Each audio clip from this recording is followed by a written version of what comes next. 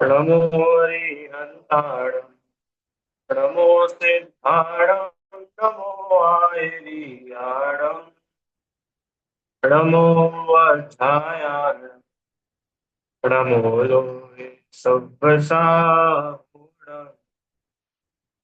तीन भुवन में वीतराग विज्ञान शिव स्वरूप शिव का नमो त्रियोग समाप्ते। पंडित श्री दौलतराम जी द्वारा रचित छह ग्रंथ और इसकी चौथी ढाल में एक देश चारित्र का स्वरूप चल रहा है, जिसमें श्रावक के 12 व्रतों का स्वरूप, 12 व्रत क्या होते हैं वो बताया है। सबसे पहले 5 अणुव्रत, फिर 3 गुण व्रत और फिर 4 शिक्षा व्रत। ऐसे 5 और 3 8 और 8 और 4 12। ऐसे श्रावक के जो 12 व्रत है, इनका स्वरूप इस चौथी ढाल में बताया है। जिन 12 व्रतों में अपन लोग शिक्षा व्रत में जो दूसरे नंबर का प्रोषदोपवास है, उसका स्वरूप समझ रहे हैं, उसकी चर्चा चल रही थी। कल अपन ने जो पढ़ा था उसका थोड़ा सा रिवीजन करके फिर विषय को अपन आज आगे बढ़ाते हैं। देखिए क्या लिखा है। प्रत्येक अष्टमी तथा चतुर्दशी के दिन, लिखा ना ऊपर, परब चतुष्टय माही पाप तज प्रोषद धरिये। न प्रत्येक अष्टमी चतुर्दशी के दिन कषाय और व्यापार आदि कार्यों को छोड़कर धर्म ध्यान पूर्वक प्रोषद सहित उपवास करना, तो प्रोषद उपवास शिक्षा व्रत है। तो अपने को यहाँ पर ये समझना चाहिए कि ये तो जो व्रती है ना, क्या बोला कि जो व्रती है उसके लिए तो ये कंपलसरी है कि प्रत्येक अष्टमी चतुर्दशी को वो या तो एकासन करे अथवा उपवास करे। पर हम और आप व्रती तो है नहीं। अगर अपने में से कोई हो या कोई सुने इस कक्षा को बाद में तो बात अलग है। पर अभी फिलहाल में तो कोई यहाँ पर व्रती है नहीं, प्रतिमाधारी कोई है नहीं। तो अपने अपने को क्या सीखना चाहिए यहाँ पर? ये सीखना चाहिए कि अष्टमी चतुर्दशी के दिन पवित्र दिवस है। अष्टमी चतुर्दशी पर्व है। जैसे 10 लक्षण, अष्टानिका, 16 कारण पर्व है ना, ऐसे ये अष्टमी चतुर्दशी भी पर्व के दिन है। तो इन दिनों में एकासन ना बन सके, उपवास ना बन सके, तो भी बुद्धि पूर्वक, क्या बोल रहा हूँ, बुद्धि पूर्वक हमें पाप का, विषय कषायों का, हाँ, अनर्थ दंड का, इन सब का अपने को त्याग करना चाहिए। क्यों त्याग करना चाहिए? उसका रीजन ये है कि हम इन पर्व के दिनों में अगर इन विषय कषाय आदि चीज का, इन रूप कार्यों का अगर त्याग करेंगे तो हमें आत्म कल्याण के लिए अवसर मिलेगा। हम हमारे बाकी के दिन तो ऐसे निकलते ही है, तो क्यों ना इन पर्व के दिनों, पर्व के निमित्त से ही हम थोड़ा बाहर से निवृत्त होकर के अपने आत्म कल्याण के लिए कुछ समय निकालें। तो ये अपन सबके लिए जरूरी है। भैया कोई अभक्ष आदि का सेवन करता हो, कम से कम अष्टमी चतुर्दशी के दिन नहीं करना। क्यों? पर्व के दिन, पर्व के दिन धर्म आराधना के लिए होते हैं। तो हम अगर साल भर धर्म आराधना नहीं कर पाते, पूरे महीने भर नहीं कर पाते, तो कम से कम महीने में ये जो 4 दिवस है, इनमें तो अपने को करना ही चाहिए। श्रेष्ठ तो ये है कि आजीवन ब्रह्मचर्य से रहा जाए। अच्छा, अगर आजीवन ब्रह्मचर्य से ना रह सके, ना रह पाए, कम से कम पर्व के दिनों में ब्रह्मचर्य से रहा जाए। अरे ना, समझ लो, पांचों ही पापों में लगा ना। तो इससे हमारे अंतरंग में निवृत्ति की भावना बढ़ती है और निवृत्ति पूर्वक आत्मज्ञान, आत्म साधना के अवसर और प्रबल बनते और अच्छे बनते हैं। इसलिए हमको भी ये जो है ना सारी चीजें, इनका अप्लाई पर्व के दिनों में तो कम से कम करना ही चाहिए। ठीक है, ये सब कल पढ़ चुके थे। पर प्रोषदोपवास में क्या करना चाहिए कि धर्म श्रवण करना चाहिए और मान बढ़ाई अथवा पुण्य से भोग प्राप्ति की चाह इस प्रयोजन से नहीं करना चाहिए। माने अगर किसी का ऐसा प्रयोजन हो तो उसको समझना चाहिए कि भैया ये सही नहीं, अपने को अपना प्रयोजन बदलना चाहिए। अब प्रोषदोपवास का काल बताया है कि उत्कृष्ट प्रोषदोपवास कितने समय का हो सकता है, जघन्य माने मिनिमम कितने समय का होना चाहिए, और मध्यम माने और कितने कितने समय का ऐसा बन सकता है। उसके यहाँ पर तीन ये बताए। देखो, उत्कृष्ट जो है वह प्रोषदोपवास 16 प्रहर का होता है। 16 प्रहर, एक प्रहर में कितने घंटे?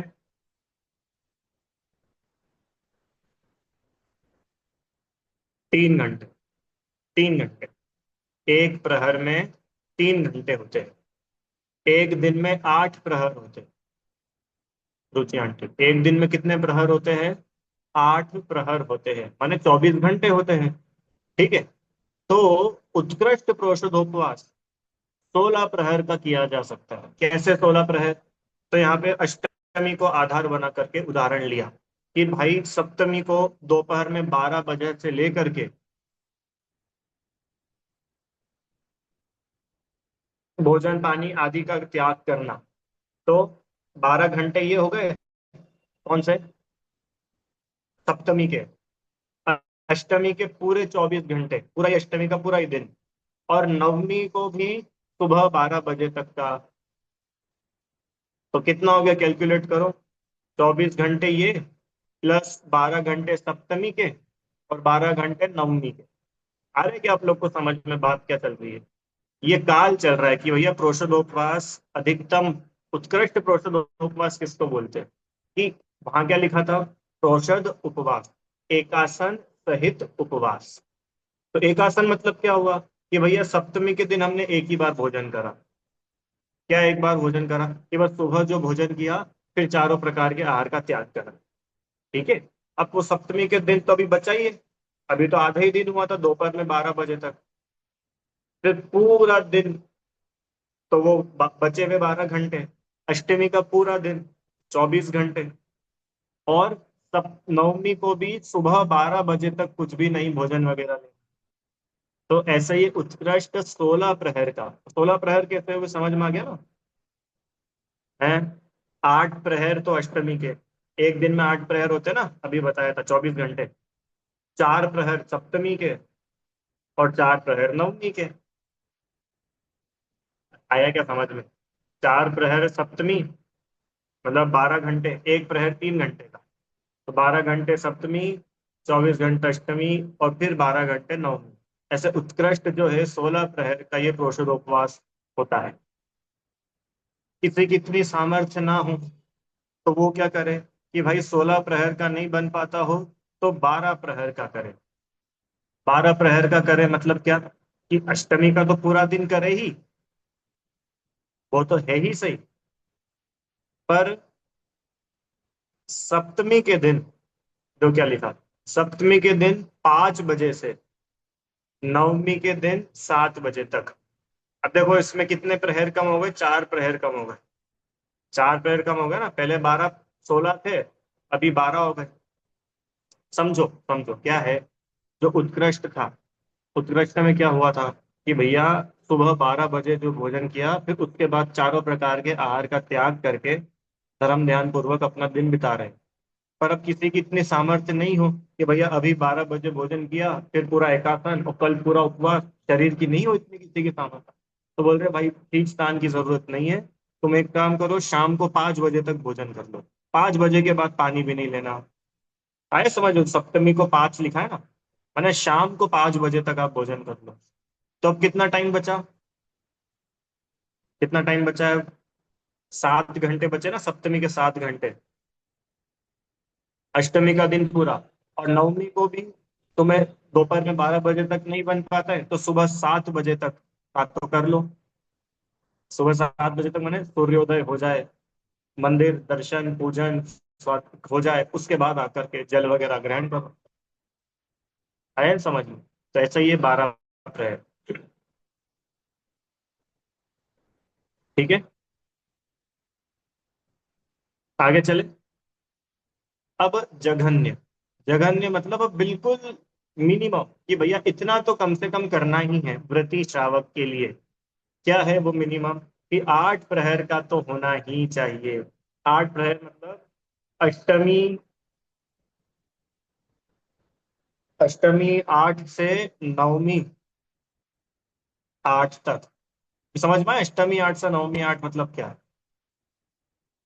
कि भाई अष्टमी को सुबह 8 बजे से लेकर के पूरी अष्टमी, और नवमी माने अगले दिवस सुबह 8 बजे तक चारों प्रकार के आहार का त्याग। ऐसा ये जघन्य, ऐसा ये 8, 16 और 12 प्रहर का इनका काल दिया है। जिसकी जितनी सामर्थ्य हो। पूजन में आता है ना, कीजे शक्ति प्रमाण। तो अब जिसकी जितनी शक्ति, किसी की शक्ति हो कि 16 प्रहर वो बिना भोजन पानी के रह सकता हो, वेल एंड गुड, कोई दिक्कत नहीं। पर किसी की इतनी नहीं हो तो 12 प्रहर है, 8 प्रहर, ऐसा। तो ये प्रोषदोपवास का काल बता। अब कल एक प्रश्न आया था अपने पास में कि वो स्नान के लिए तो आपने बताया कि स्नान का तो क्या है, त्याग है। स्नान का त्याग है। तो फिर भैया वो स्नान ये व्यक्ति करेगा कि नहीं करेगा? कौन? प्रोषदोपवास वाला व्यक्ति स्नान अगर नहीं करेगा तो फिर भगवान का अभिषेक, पूजन, भगवान का स्पर्श कैसे कर पाएगा? तो यहाँ पर जो ये लिखा है ना टांग, यहाँ पर जो स्नान का त्याग लिखा है वो मुख्य रूप से इस उद्देश्य से लिखा है कि विशेष रूप से जो होता है ना कि साबुन लगा करके नहा रहे हैं, उबटन लगा रहे हैं, हेयर वॉश कर रहे हैं, माने जिसमें बहुत विशेष हिंसा हो रही है, बहुत ज्यादा पानी ढुलता हो, बहुत समय निकलता हो, शरीर श्रृंगार होता हो, इस भावना से स्नान करना, उसका त्याग बतलाया। क्योंकि देखिए मैं आपको रत्नाकरण में से ही पढ़ाता हूँ, यहाँ पर स्नान की बात आई है। देखो आपको दिखाते हैं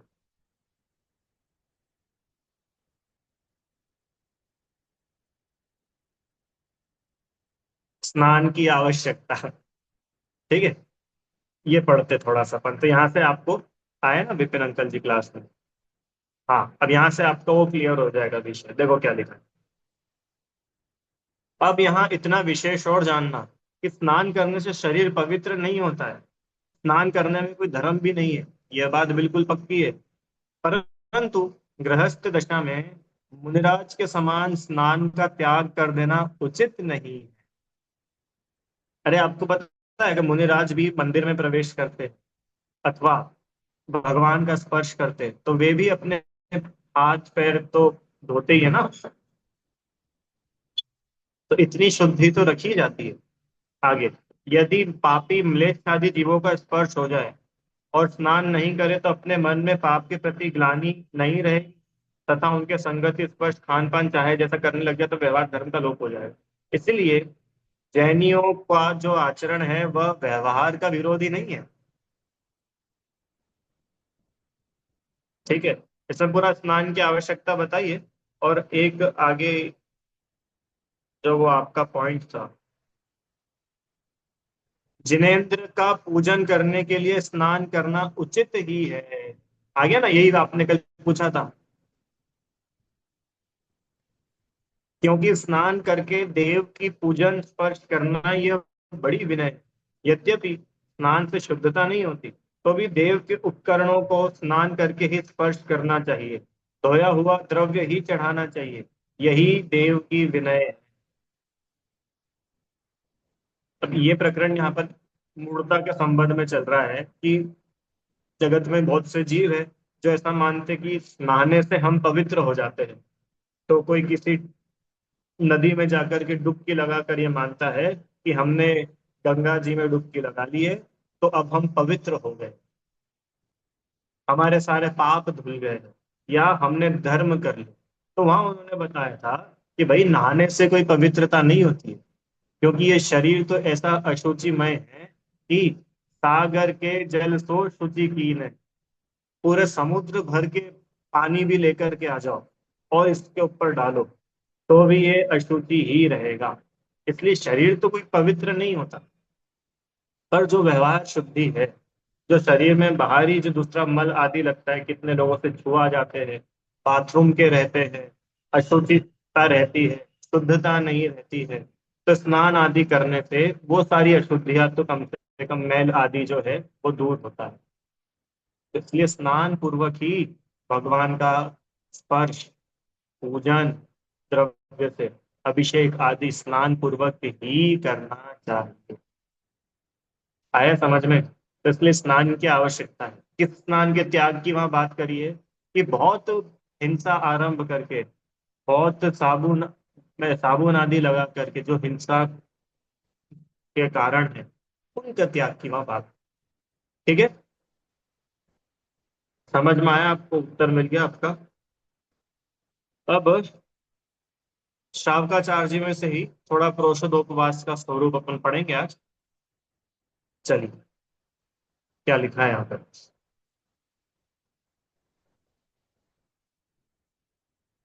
पर्व जो अष्टमी और चतुर्दशी को दिन तथा रात्रि में 4 प्रकार के भोजन का सम्यक इच्छा पूर्वक त्याग करना। 2 शब्द जोड़े, सम्यक और इच्छा पूर्वक।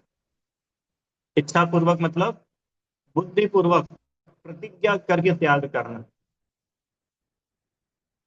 प्रतिज्ञा करके मतलब कि अब कभी अवसर पड़ भी जाएगा, कदाचित ऐसा मौका भी आ जाएगा, तब भी हम पानी की एक बूंद ग्रहण नहीं करेंगे। इसका नाम है इच्छा पूर्वक त्याग। ठीक है ना? और सम्यक मतलब, सम्यक त्याग क्या होता है? कि उसका पूरा स्वरूप भली भांति समझ कर, विचार करके फिर त्याग करना, यह है सम्यक त्याग। ठीक है, दोनों शब्दों का अर्थ आया समझ में? चलो आगे। एक माह में 2 अष्टमी और 2 चतुर्दशी, ये 4 अनादि से ही पर्व कहलाते हैं। इन पर्वों में गृहस्थ व्रत संयम सहित ही रहता है। जो धर्मात्मा संयमी है, वे तो सदाकाल सभी दिनों में व्रत सहित रहते हैं।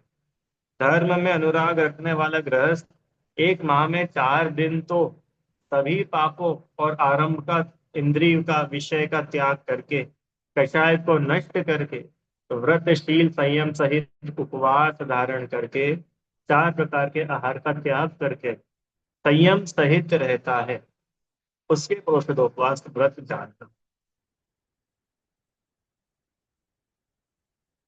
ठीक है, अभी ये तो अपन लोग पढ़ चुके थे, इसमें जो जो पॉइंट अपन ने अभी तक नहीं पढ़े उनको अपन पढ़ेंगे। दोपहर में प्रथम तो एक बार भोजन, ये वो सप्तमी या त्रयोदशी के दिन की बात चल रही है। एक बार भोजन, पानी आदि करके, समस्त आरंभ, व्यापार, सेवा, लेन देन का त्याग करके, देह आदि में महत्व का त्याग, एकांत घर में अथवा जिन मंदिर में, एकांत स्थान में, चैत्यालय, सुने घर, मठ आदि में प्रोषदोपवास करने के स्थान पर जाकर समस्त विषय कषायों का त्याग करके, मन वचन काय की प्रवृत्तियों को रोक कर धर्म ध्यान करके व स्वाध्याय करके सप्तमी व त्रयोदशी के शेष आधे दिन को व्यतीत करें। ये शेष आधे दिन समझ में आया? 12 बजे से लेकर के, मतलब दोपहर के 12 बजे से लेकर के जो बचा हुआ आधा दिन है। अरे अभी अपन ने पढ़ा था ना, उत्कृष्ट काल क्या है 16 प्रहर का। तो वो जो 4 प्रहर बचे हैं ना सप्तमी के दिन के, उन चारों प्रहर। चलो आगे।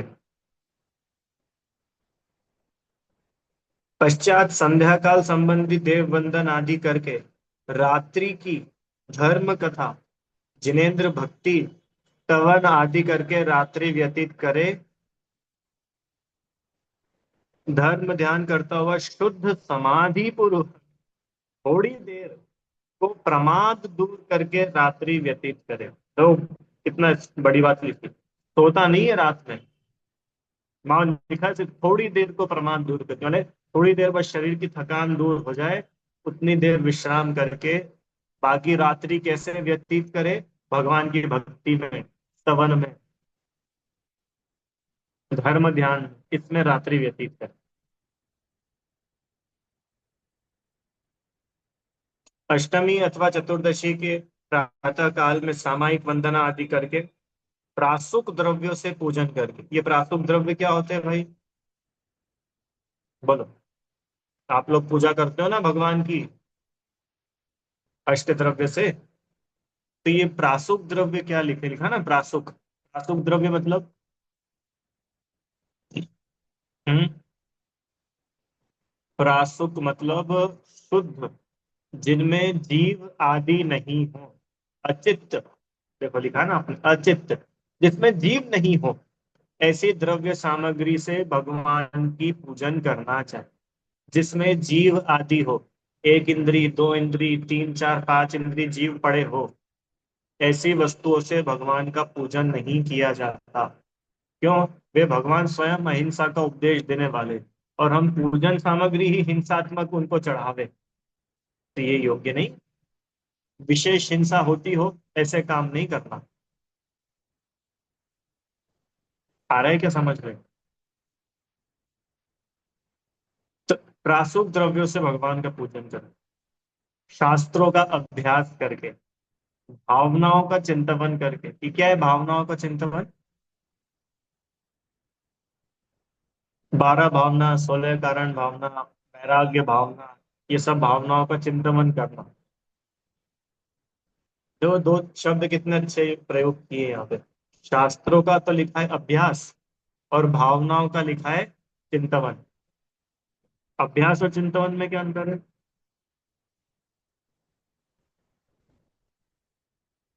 अभ्यास मतलब तो भाई हमारे सामने शास्त्र खुला हुआ है, और हम उसको पढ़ रहे हैं, पढ़ करके उसको समझ रहे हैं, ये तो है शास्त्रों का अभ्यास। ठीक है, उसको विचार कर रहे हैं वो सब। और चिंतन मने, चिंतन मतलब हमारे सामने कोई अवलंबन नहीं है, उसका विचार चल रहा है।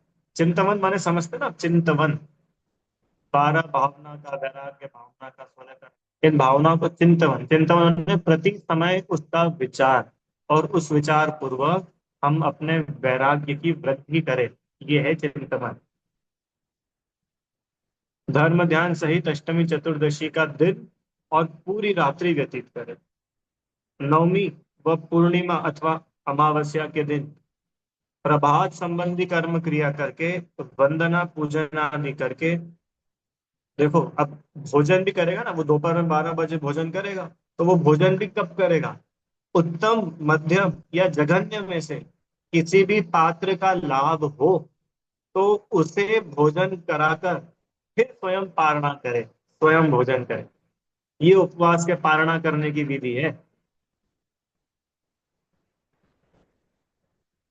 अभी 3 बातें आई यहाँ पे, उत्तम मध्यम और जघन्य पात्र। कौन है भैया उत्तम मध्यम जघन्य पात्र? पहले तो ये समझे पात्र मतलब क्या। बोलो। पात्र मतलब, पात्र मतलब जिसे हम दान दे रहे हैं, जिसे आहार दान दिया जा रहा है, वो है पात्र, है ना? जिसे भी दे रहे हैं वो है पात्र। अब वो पात्र 3 कैटेगरी। एक तो उत्तम पात्र। उत्तम पात्र कौन होते हैं? मुनिराज। अरे मुनिराज से ज्यादा श्रेष्ठ पात्र और कौन है जगत में?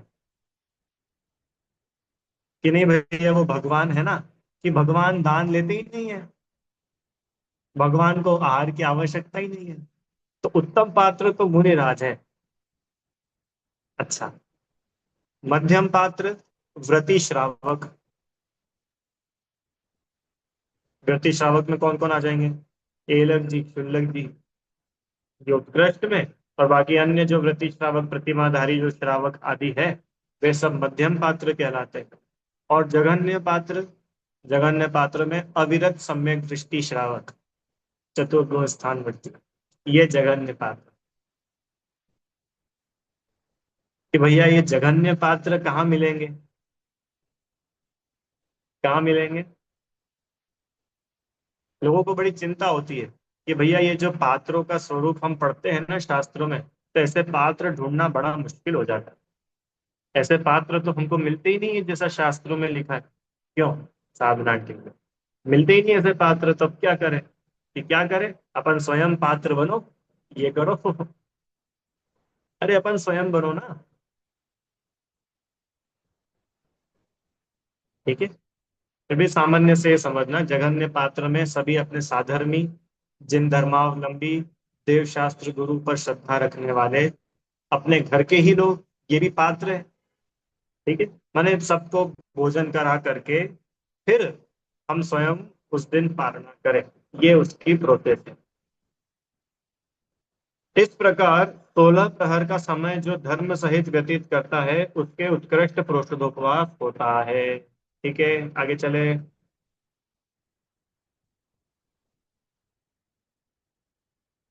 अब अन्य अन्य श्रावकाचार ग्रंथों में भी क्या प्रोषदोपवास के बारे में आया है, उसकी कुछ बात यहाँ लिखी है।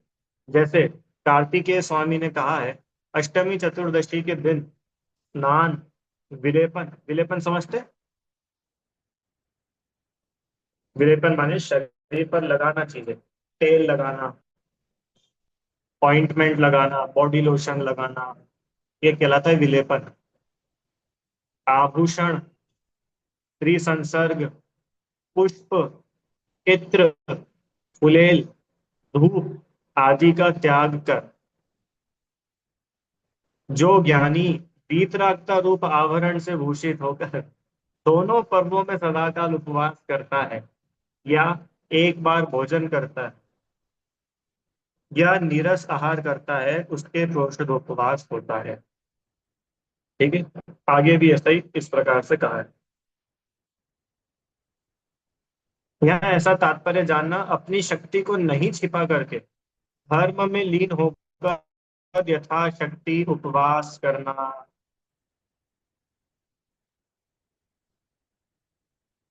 आया समझ में? अभी ये जो श्रावक की 11 प्रतिमाएं बताई है ना, उन 11 प्रतिमाओं में दूसरे नंबर की है व्रत प्रतिमा, जिसको अपन पढ़ रहे हैं। तीसरे नंबर की है सामायिक प्रतिमा, और चौथे नंबर पर है प्रोषदोपवास प्रतिमा, प्रोषद प्रतिमा। अब क्या है कि भैया प्रोषद प्रतिमा चौथे नंबर पर है और प्रोषदोपवास दूसरे नंबर के व्रत में ही है। कि हाँ, दूसरे नंबर के व्रत में इतनी बात है कि यहाँ पर 12 प्रहर का भी करे, अथवा 8 प्रहर का भी करे, अथवा 16 प्रहर का भी करे। पर देखो यहाँ लिखा है ना, पर चौथी जो प्रोषद प्रतिमा है उसमें तो 16 प्रहर का ही नियम जानना, उसमें उत्कृष्ट रूप से पालन होता है। यहाँ कदाचित अतिचार आदि भी लग जाए, वहां तो निरतिचार पालन होता है। ये अंतर है दोनों। ठीक है, अब उपवास में क्या क्या नहीं करना, ये तो अपन ने कल पढ़ लिया था, इसको भी स्किप करते हैं। उपवास का प्रयोजन ये भी पढ़ लिया था वैसे कल, फिर भी एक बार पढ़ लेते चलो, थोड़ा सा फिर से उसको देख लेते। उपवास जो है वह इंद्रियों का मद मारने के लिए, इंद्रियों का विषय में गमन रोकने के लिए, काम भाव को जीतने को, प्रमाद, आलस्य आदि रोकने को, निद्रा नष्ट करने को, आरंभ आदि से विरक्ति होने को, परिचय सहने की सामर्थ्य बढ़ाने और धर्म के मार्ग से नहीं चीखने को, अर्थात दृढ़ता से धर्म के मार्ग में बढ़ने को, जिह्वा इंद्री व उपस्थ इंद्रियों को दंड देने के लिए किया जाता है। अब ये इतनी चीजों के लिए किया जाता है।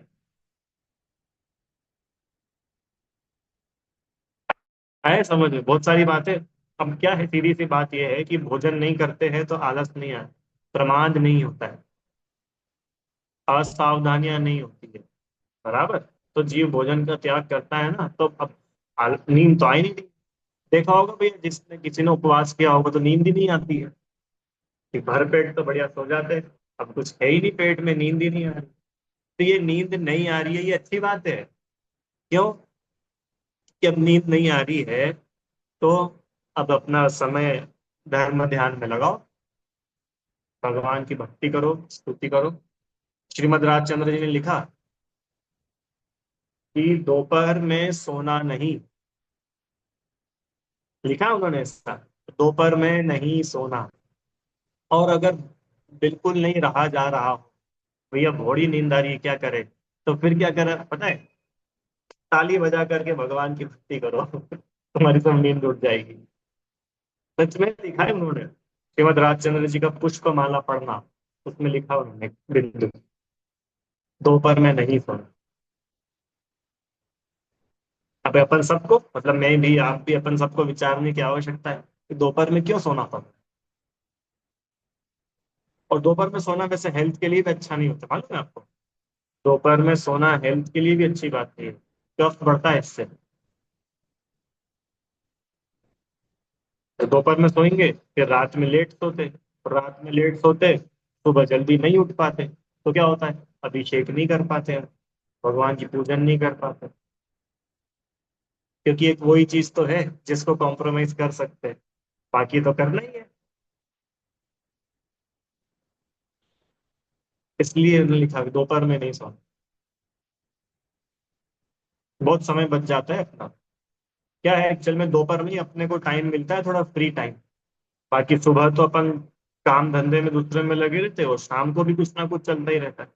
ये जो दोपहर का समय है, लगभग वही 1:30 2 बजे से 5 बजे तक का, ये समय अपने को पूरा बिल्कुल प्योर अपने आत्महित के लिए मिलता है।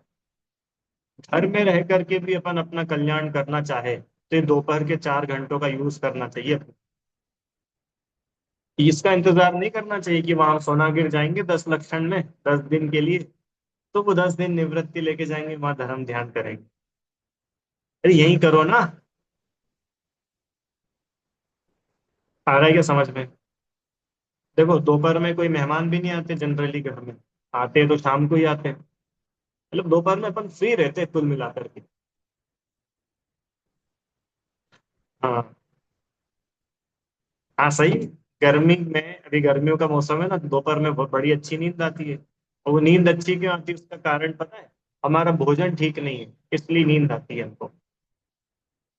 हमें गर्मियों में अनाज कम लेना चाहिए भोजन। फलाहार ज्यादा करना चाहिए। रस जिसमें ज्यादा हो ना, लिक्विड, वो ज्यादा लेना चाहिए। उससे बॉडी में पानी भी भरपूर बना रहता है, और दूसरा बॉडी में एनर्जी फुल रहती है।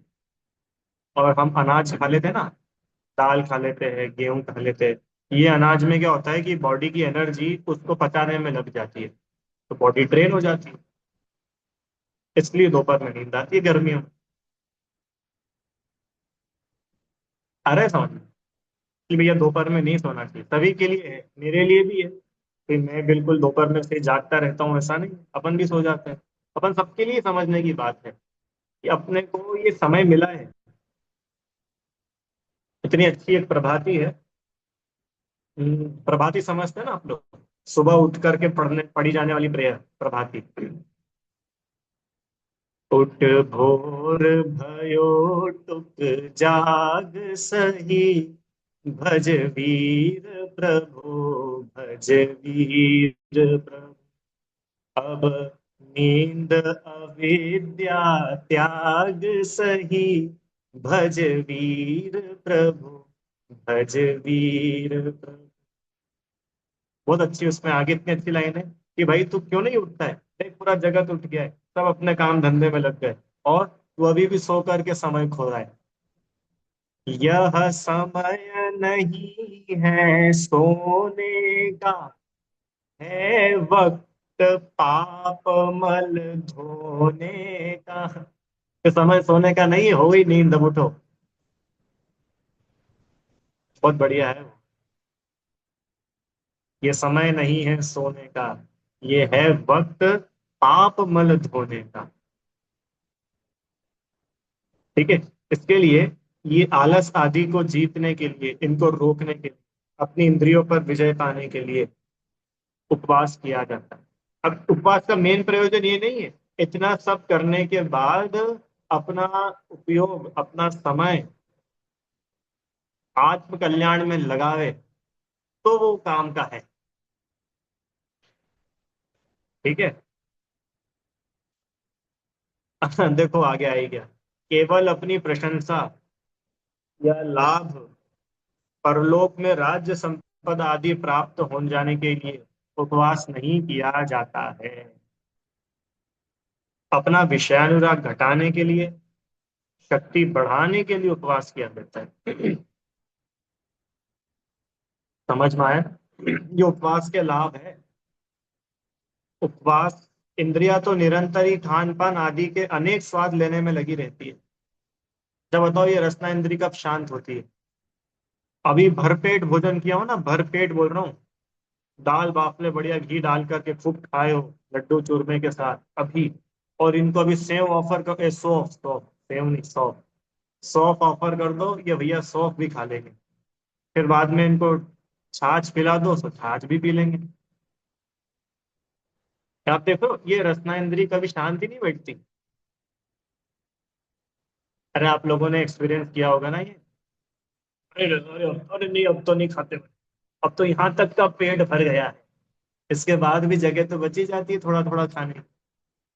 बात जगह की नहीं है, बात ये रसना इंद्री की लोलुपता की है, ये कभी शांति नहीं बैठती। समझ में आ रहा है ना? इसलिए ये इंद्रियां तो निरंतर खाने पीने में लगी रहती है।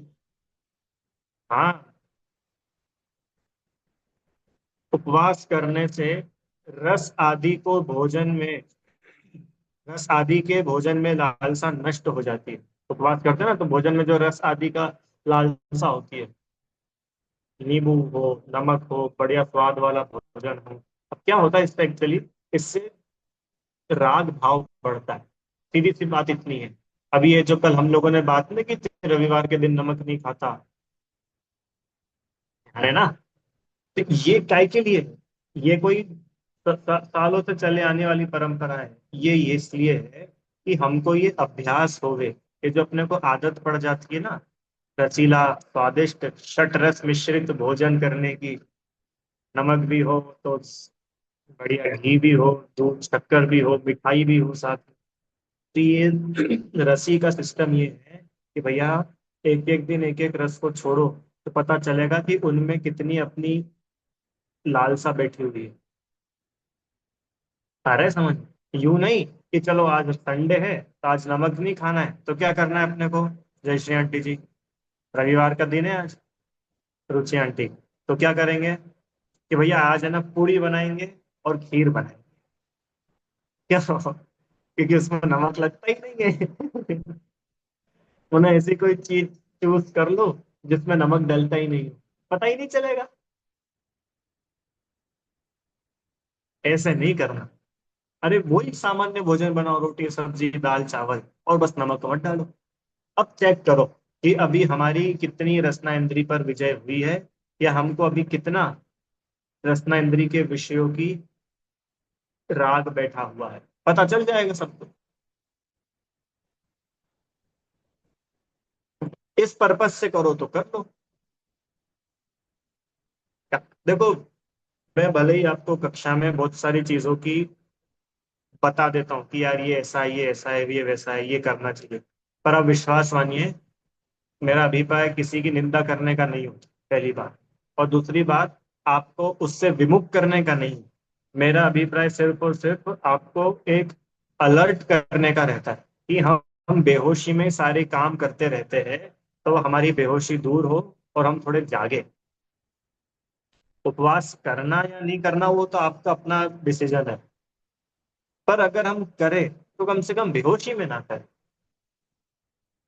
व्रत आदि करना, देख लो आपकी इच्छाओं करो, नहीं इच्छाओं मत करो, पर उसको इतना हाइप नहीं बनाओ, अपनी तो इतनी सी बात है, ठीक है ना? निद्रा पर विजय होती है, काम को मार लिया जाता है। इस प्रकार उपवास का बड़ा प्रभाव जानकर के उपवास करना चाहिए। ठीक है, देखो ये लिखा है।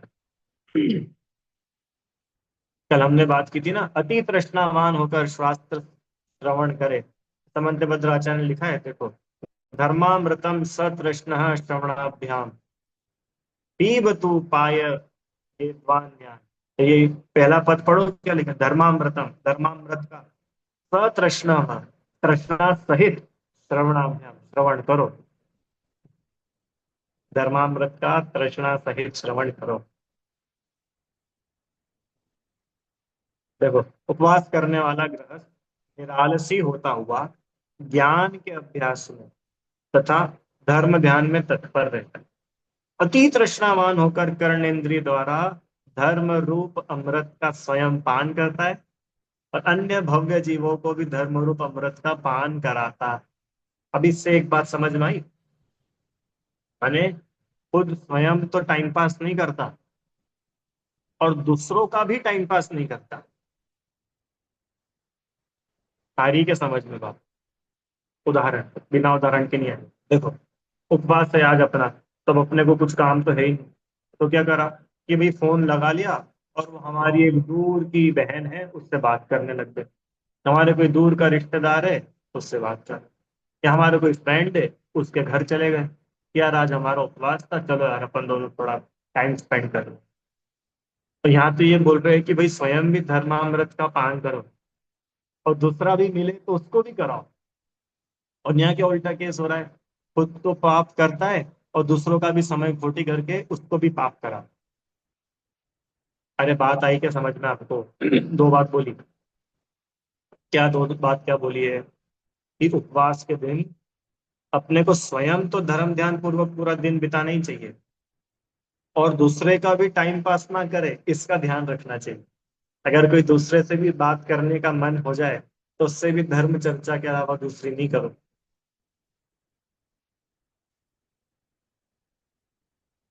ठीक है।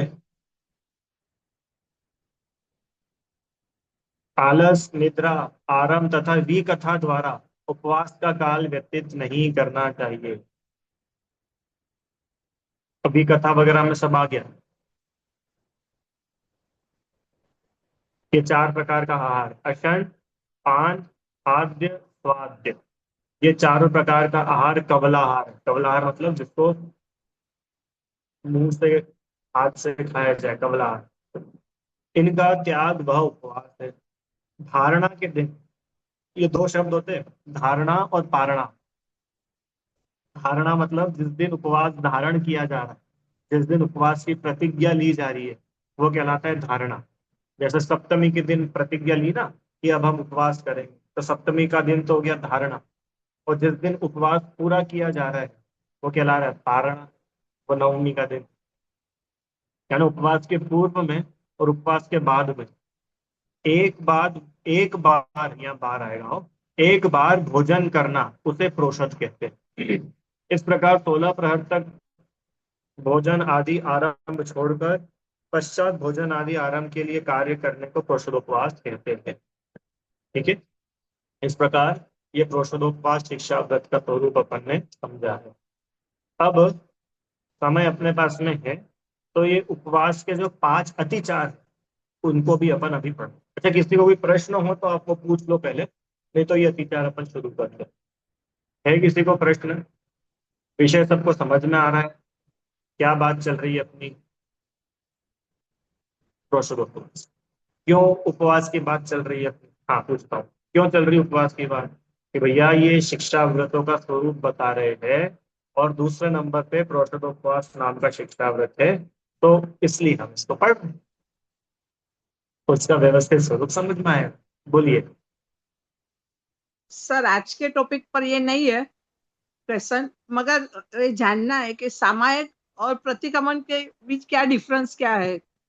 सामायिक करते हैं, प्रतिक्रमण करते हैं, तो दोनों का क्या डिफरेंस क्या है? देखिए, आप बाद में सामायिक, समझ। हाँ। सामायिक तो उस प्रक्रिया का नाम है, वो जो हाँ। पूरी प्रोसेस है ना, उस प्रोसेस का नाम है सामायिक। आत्मा के नजदीक आने का जो प्रोसेस है, समता का जो प्रोसेस है, प्रक्रिया है, उसका नाम है सामायिक। अब उस सामायिक के समय में, उस प्रोसेस में प्रतिक्रमण किया जाता है, प्रत्याख्यान किया जाता है, आलोचना की जाती है, ये सारे काम उसमें होते हैं। सामायिक में प्रतिक्रमण होता है। आया समझ में? आ गया? सामायिक एक प्रोसेस है, उस प्रोसेस में बहुत सारे स्टेप्स हैं, बहुत सारे, जैसे दिग्बंधन करते हैं, शिरोन्नति है, आवर्तन है। तो सामायिक एक प्रक्रिया, और उस प्रक्रिया का ये एक अंग। ऐसे ही सामायिक तो प्रोसेस है पूरी, उस सामायिक की प्रोसेस में एक प्रतिक्रमण, एक प्रत्याख्यान, कायोत्सर्ग, है ना, 24 तीर्थंकरों का स्तवन, किसी एक तीर्थंकर की वंदना। इस प्रकार ये उस सामायिक में होने वाले अलग अलग उसके अंग हैं। ठीक है। चलो, अब अपन लोग उपवास के अतिचार देखते हैं। क्या होता है अतिचार? अतिचार मतलब क्या? कि वो जो व्रत है वो व्रत में दोष लगा है। व्रत भंग नहीं हो गया, पर फिर भी व्रत में दोष लग रहा है। ऐसी वो 5 बातें बता रहे हैं जिनसे इस प्रोषदोपवास शिक्षा व्रत में दोष लगते हैं।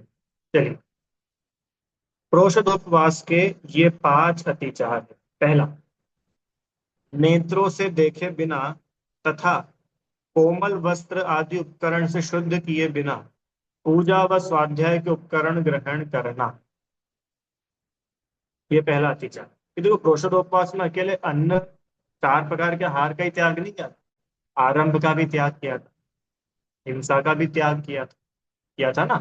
तो बोल रहे हैं कि भाई, जैसे आपने देखा होगा मुनिराज के पास में तो पीछी होती है, अब श्रावक के पास में तो पीछी ना हो, तो क्या एक कोई कोमल का वस्त्र हो, भले रुमाल हो, कुछ भी हो, उससे पहले मार्जन करे, वहां कोई जीव जंतु ना हो, और फिर कोई चीज को लेवे या रखे। पहला,